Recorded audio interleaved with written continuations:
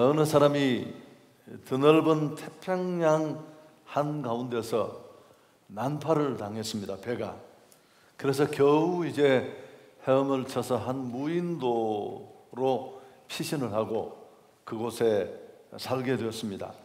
몇 년이 지나고 나서 어느 날 이제 처음으로 그가 있던 이 무인도 앞으로 배가 지나가게 되었습니다. 미친 듯이 손을 흔들었습니다. 구해달라고 구조를 요청했습니다.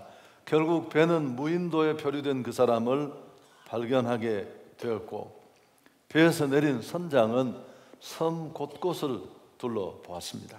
그리고 난 다음에 저기 오두막이 세 채나 되네요. 혼자 사는데 오두막이 세 개나 지어져 있었습니다. 궁금해서 물었더니만 이 표류해 있던 사람이 저쪽에 있는 건 제가 살던 집이고요. 그럼 그 옆에 있는 건 뭡니까? 라고 물었더니만 그건 제가 다니던 교회입니다. 그럼 그 옆에 있는 건 지금 제가 다니는 교회고요. 좀 설렁합니까 이게? 오늘 교회 얘기를 좀 나누려고 합니다. 여러분, 교회는 하나님이 우리에게 주신 정말 큰 축복입니다. 늘 말합니다마는 가정도 또 국가도 우리에게는 복이지만 교회는 더 큰 축복인데, 종교개혁자인 칼빈은 교회를 어머니 품에 비유했습니다. 그리고 기독교 강요에서 이렇게 말했습니다. 교회를 하는 것이 얼마나 유용하고 얼마나 필요한지 어머니라는 단순한 칭호에서 배워야 한다. 어머니가 우리를 잉태하고 낳으며 젖을 먹여 기르고 우리가 이 육신을 벗고 천사같이 될 때까지 보호, 지도해 주지 않는다면 우리는 생명으로 돌아갈 길이 없기 때문이다. 우리는 교회의 품을 떠나서는 죄의 용서나 구원을 받을 수 없다. 교회는 어머니처럼 우리에게 생명을 주고 또 따뜻함을 주는 곳입니다. 여기서 공급받고 훈련받고 또 우리가 신앙을 키워가고 가꾸어 가게 됩니다. 병들고 지치고 실패하고 무너졌을 때 그때 그 교회의 품에서 위로받고 다시 우리는 회복될 수 있습니다. 기도로 후원하고 물질적으로 우리를 돕는 것도 역시 힘들고 어려울 때 교회 사랑의 공동체라고 할 수 있습니다. 그래서 교회는 이만큼 한 신앙인의 여정에 뗄래야 뗄 수 없는 그런 중요한 자리에 있습니다. 성경 어디에 이런 오늘 칼빈이 말한 것과 같은 이런 어머니 품과 같은 그런 교회는 없을까요? 오늘 어떤 교회 하나를 제가 소개하려고 하는데 바로 소개하려고 하는 이 교회가 그런 교회입니다. 눈치를 채셨겠지만 이 교회는 다른 교회가 아니라 안디옥 교회입니다. 안디옥 교회는 제 목회 철학이 시작된 교회이고 여러분에게 설교를 했죠. 오늘 좀 다른 관점이지만 그리고 무엇보다 성경적 교회의 모델이라고 할 수 있습니다. 많은 사람들이 건강한 교회, 성경적인 교회에 대한 꿈을 가지고 있는데 안디옥 교회는 그런 교회에 대한 모델이라고 말할 수 있습니다. 그래서 오늘 이 안디옥 교회를 좀 살피면서 하나님이 우리에게 주시는 은혜를 나누기를 원합니다. 우선 좀 정리를 하고 싶습니다. 여러분 속에 이 뇌리 속의 안디옥 교회는 어떤 교회로 자리하고 있습니까? 이방인 가운데 세워진 첫 번째 교회가 안디옥 교회입니다. 오늘 우리가 말씀을 통해 살피게 될 것입니다. 성도들이 이곳에서 처음으로 그리스도인이라는 별명을 얻게 되었습니다. 예루살렘과 유대에 사는 성도들이 흉년을 만나 어려움을 겪을 때 기꺼이 주머니를 털어서 도와주었던 교회가 바로 안디옥 교회입니다. 최초의 선교사를 파송해서 땅끝을 향해 가라는 주님의 선교 명령에 순종한 교회도 안디옥 교회였습니다. 무엇보다 그래서 오늘 이 건강한 교회 또 성경적인 교회라고 할 수 있는 온 땅의 모든 교회가 모델 삼아야 될 교회라고 할 수 있는 이 안디옥 교회의 모습을 살피기를 원합니다. 그러면서 안디옥 교회가 어떤 배경 위에 세워져 있는지 그 굳건한 두 기둥을 우리가 발견했으면 좋겠습니다. 우선 19절 20절을 우리가 함께 다시 한번 읽도록 하겠습니다. 그때에 스데반의 일로 일어난 환난으로 말미암아 흩어진 자들이 베니게와 구브로와 안디옥까지 이르러 유대인에게만 말씀을 전하는데 그 중에 구브로와 구레네 몇 사람이 안디옥에 이르러 헬라인에게도 말하여 주 예수를 전파하니 스데반의 순교로 초대교회 안에 박해가 몰려옵니다. 생명을 지키기 위해서 도망하던 사람들, 이 유대를 빠져나온 사람들이 북쪽으로 가다가 안디옥에 이르렀습니다. 지금의 터키에 해당이 되는데요. 먼저 그들은 늘 해오던 대로 유대인 공동체, 익숙한 유대인들에게 예수님을 전했습니다. 그렇지만 진취적인 몇 사람은 그곳에 거주하는 이방인들에게도 복음을 전했습니다. 지금까지는 복음과는 전혀 상관도 없다고 생각했던 그들에게. 근데 그때 많은 이방인들이 기다렸다는 듯이 열렬히 복음을 받고 교회 안으로 쏟아져 들어옵니다. 여러분, 안디옥이 어떤 곳입니까? 로마 제국 내에서 세 번째로 큰 도시입니다. 인구가 50만이 넘고 온갖 사람들이 모였기에 이방 종교가 상행했습니다. 뿐만 아니고 유혹적이고 대단히 음란한 도시가 바로 이 안디옥이었습니다. 무엇보다도 학자들은 그렇게 생각합니다. 이 누가복음과 사도행전을 기록한 의사 누가가 바로 이 안디옥 출신입니다. 그래서 아마 이때 누가가 복음을 받았을 것이라는 그런 설도 있습니다. 전혀 불가능해 보이던 이 안디옥 이방 땅에 교회가 세워졌습니다. 어떻게 해요? 핍박을 피해 달아나는 무명의 전도자들, 그들의 눈물과 피뿌림, 그리고 복음 전거 위에 하나님의 교회가 세워졌습니다. 무엇보다도 그들이 헌신하고 복음을 전하는 그 위에 하나님이 함께 하셔서 그 하나님의 은혜가 이룬 쾌거라고 할 수 있습니다. 21절에 보면 주의 손이 그들과 함께 하심에 수다한 사람이 믿고 죽게 들어 돌아오더라. 여러분, 지금도 생명 살리는 일에 열심인 교회는 전 세계 어느 지역을 막론하고 교회가 성장하고 있습니다. 지역마다 교회가 쇠퇴하는 곳도 있고 또 강하게 일어나는 지역도 있습니다만 본질적인 사명에 충실한 교회는 예외 없이 모든 교회가 다 날마다 새로워지고 있습니다. 교회가 어떤 일을 해야 할까요? 토머스 머튼이라는 사람의 대답이 가장 멋집니다. 교회의 사명은 이 땅에서 그리스도가 하시던 일을 지속하는 것이다. 여러분, 교회의 사명은 어디에 있습니까? 예수님이 지상에 계실 때 하셨던 그 일을 지금도 우리가 계속해서 끝까지 하는 것입니다. 그게 바로 교회의 본질적 사명이 있는 전도하는 일, 선교하는 일이 그 일이라고 할 수 있습니다.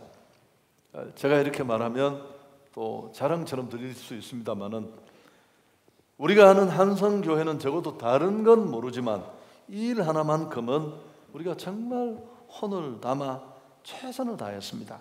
매년 2차례의 국내 전도, 국외 선교, 여러분 힘들고 어렵지만 또 때로는 이런저런 형편과 여건 때문에 잘 되지 않을 때도 있었지만 최선을 다해서 우리는 이 일에 혼신의 힘을 다했습니다. 언젠가 저희 교회를 방문한 선배 목사님 한 분이 자기가 너무 놀랐다고 올 때마다 느끼는 거지만 어떻게 지치지도 않고 그렇게 복음의 열정에 항상 끊임없이 그 열정을 따라 헌신하는 교회의 모습을 보면서 자신이 감동을 받는다고 했습니다. 제가 설명을 잘 못했습니다만 여러분, 저는 그때 그런 생각을 했습니다. 교회가 들을 수 있는 최고의 칭찬이 이것 아닐까? 공물리고 몇백억 들었습니까? 여러분, 저 하나도 안 부러워요. 예배당을 잘 짓는 건 나쁜 일은 아니지만 그건 본질은 아니에요. 본질로 가기 위한 한 과정일 수 있지만, 그러나 상황과 형편을 초월해서 교회가 교회다운 모습을 보여주는 본질에 충실한 교회, 날마다 새로워질 줄 믿습니다. 교회가 굳게 세워지는 것은 천적으로 하나님의 도움이 필요하고, 오늘 21절에 나와 있는 것처럼 주의 손이 함께하시고 은혜를 베풀어 주셔야 합니다. 그런데 성령 하나님은 어떤 사람, 어떤 교회에 은혜를 베풀어 주실까요? 열정을 가지고 영혼을 사랑하는 마음으로 끊임없이 생명의 복음을 선포하는 본질에 충실한 교회입니다. 21절을 쉬운 성경으로 읽어보면 이렇습니다. 주께서 이들이 예쓰는 모습을 높이 보시고 함께 하셨으므로 수많은 이방인이 신도가 되었다. 여러분, 피박을 피해 도망한 피난자의 삶, 초대교회 성도들 대부분이 넉넉하지 않은 생활이었습니다. 신부들이 불안해서요. 그런데 또 신앙 때문에 쫓겨나고 도망간 그곳에서 자기 삶을 영위하는 일도 호락호락하지 않았을 텐데 그곳에서 또 복음을 전했습니다. 열심히 그 열악한 환경 속에. 그런데 성령께서는 그들이 그 최악의 상황에서도 예수는 모습을 높이 보시고 주의 손이 함께 하셔서 수많은 사람들이 교회 안으로 몰려왔다고 소개하고 있습니다. 할렐루야. 하나님의 교회는 이렇게 시작됩니다. 교회가 시작되는 것도, 교회가 굳게 세워지는 것도 하나님의 은혜입니다. 우리 대한민국은 저출산 고령화가 가장 심각한 국가입니다. 여러분, 지난주 신문을 보셨죠?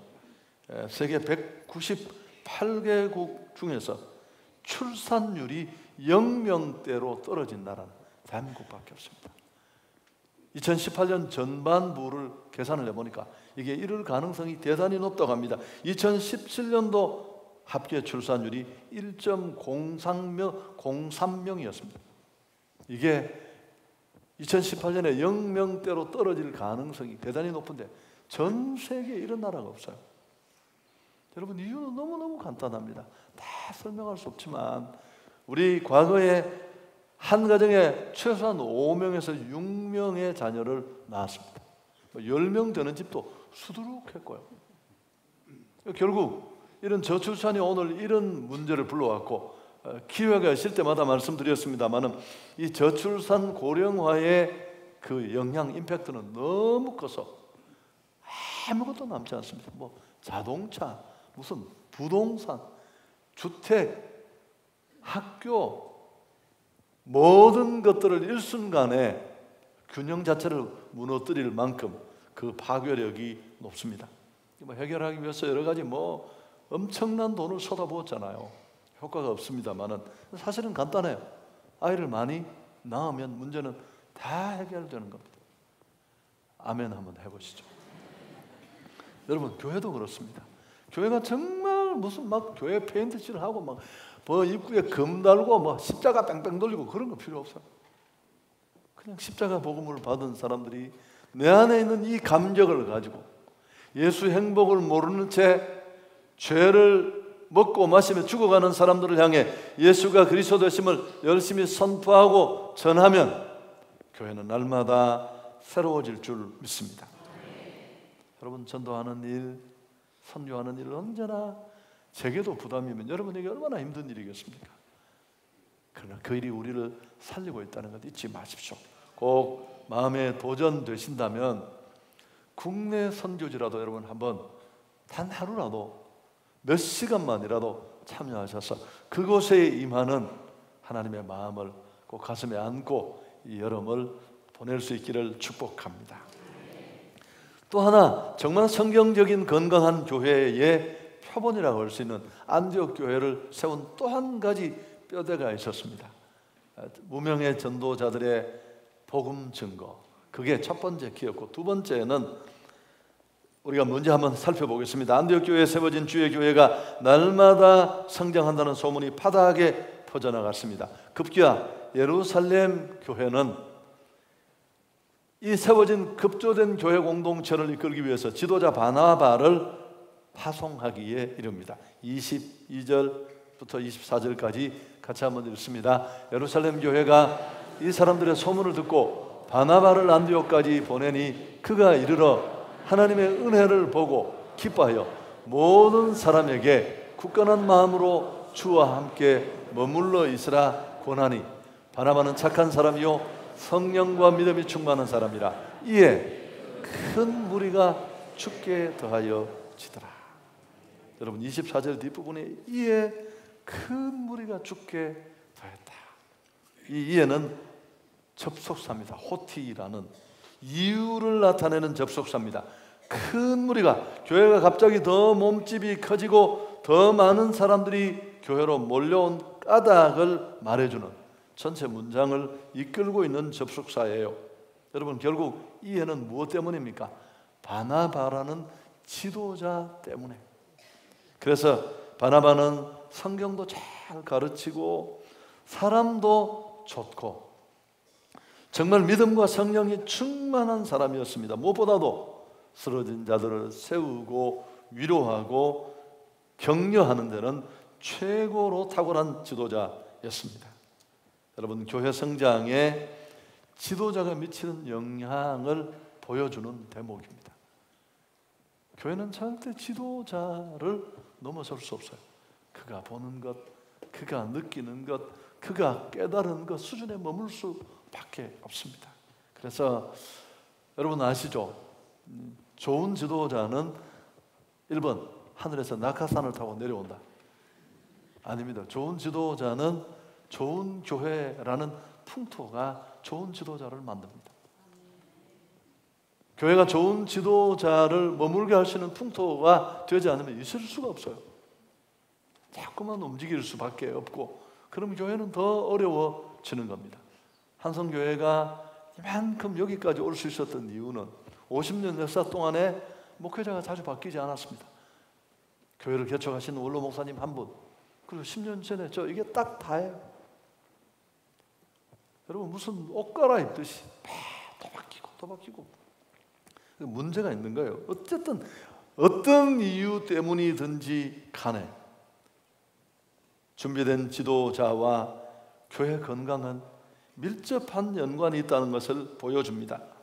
안디옥 교회의 기초를 닦은 이 지도자 바나바가 그것을 잘 보여줍니다. 특히나 우리가 또 하나 주목해야 될 것은 후에 바울까지 가세하면서 더 체계적인 교육이 가능했을 것입니다. 이것이야말로 안디옥 교회를 우리가 생각하는 정말 성경적이고 선교적 사명을 감당하는 교회로 만드는 초석이 되었습니다. 26절 보면 처음으로 성도들이 이런 이름을 갖게 됩니다. 함께 읽습니다. 만남에 안디옥에 데리고 와서 둘이 교회에 1년간 모여서 큰 무리를 가르쳤고 제자들이 안디옥에서 비로소 그리스도인이라 일컬음을 받게 되었다. 여러분 안디옥에 와서 비로소 이런 핏부림 위에 교회가 세워지고 신실한 지도자들이 와서 열심히 혼을 담아 삶의 본을 보이며 교인들을 이끌고 가르쳤더니만 마침내 누가 불러달라고 요청한 게 아닙니다.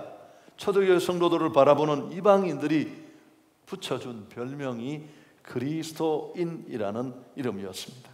여러분 이 그리스도인이라는 이름은 그리스도처럼 살려고 애쓰는 사람을 말합니다.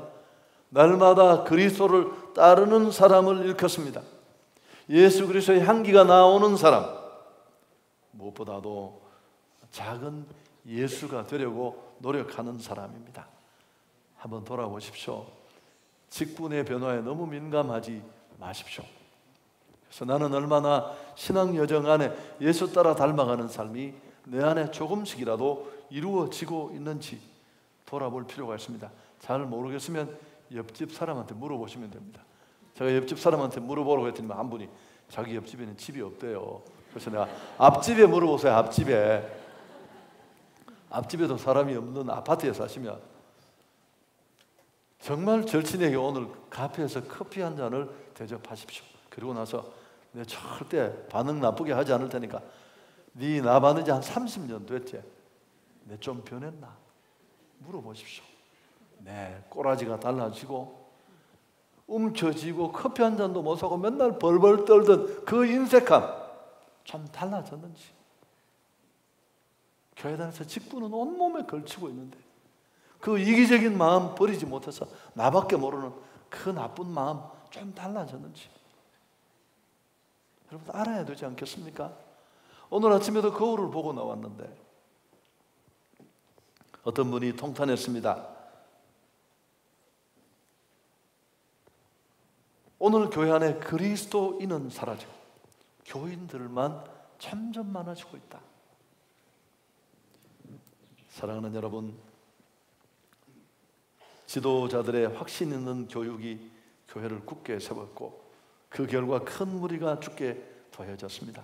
공교롭게 오늘도 2부 예배 시간에 양육 수료식이 있어서 더 의미가 있습니다. 아무리 훌륭한 신앙인이라도 훈련받지 않으면 거의 쓸모가 없습니다. 여러분, 이건 제 말이 아니고 허드슨 테일러의 말입니다. 아무리 유능한 사람이라도 성경을 통해 체계적으로 훈련받지 않으면 그 사람은 하나님의 나라에 그렇게 쓸모가 없습니다. 오늘 우리가 읽지 않았던 뒷부분 27절 이하를 보십시오. 아가보라는 사람의 예언대로 유대 전역에 기근이 찾아옵니다. 그때 안디옥 성도들은 예루살렘 교회의 형제들을 위해서 기꺼이 힘 닿는 데까지 주머니를 털어서 돕습니다. 결국 그들의 가르침이 온전한 것이었고 그들이 복음 안에서 얼마나 변화된 사람들로 바뀌었는지를 보여주는 모습을 오늘 우리는 발견하게 됩니다. 하나님이 기대하시는 모습입니다. 한 걸음 더 나가서 어려운 형제들만이 아니라 세상을 섬기는 교회로 이제 교회는 다 성숙한 모습으로 나아가야 합니다. 한국 교회는 1200만, 1000만 성도를 자랑했습니다. 물론 그 숫자에도 다소 거품이 있었을 것으로 생각합니다만은 근데 1000만 이하로 떨어진 자가 꽤 오래됐습니다. 800만도 안 될 거예요. 근데 많은 사람들은 한국 교회 숫자는 결국 500만 밑으로 떨어질 것이다. 지금 그런 과정을 우리가 겪고 있습니다. 그저 밀물처럼 밀려오던 사람들 우리가 다 기억합니다. 설물처럼 교회를 빠져나가고 있습니다. 한성교회는 그나마 상황이 좀 나서 우리가 몸으로 체감을 잘 하지 못하고 있을 수 있습니다만은 여러분, 교회가 왜 이 지경이 되었을까요? 물론 원인이 한두 곳에 있지는 않습니다만 무엇보다도 삶의 부재입니다. 삶의 부재. 신앙은 알면서 시작되고 삶으로 완성됩니다. 믿는 것과 아는 것이 하나 되고 마침내는 그것들이 삶에서 실행으로 옮겨질 때 작은 예수가 되는 진짜 그리스도인 삶이 우리를 통해 나타나야 합니다. 여러분, 교회는 두 가지 하는 것입니다. 예수 그리스도의 증인되는 삶을 사는 것이고 또 한 걸음 더 나가서 예수 따라 닮아가는 제자가 되는 삶을 훈련하는 것이 바로 교회이기 때문에 그렇습니다. 우리 모두의 삶이 달라져야 할 줄 믿습니다. 체계적으로 훈련받고 공부하는 일은 그런 면에서 선택의 여지가 없는 일이라고 할 수 있습니다.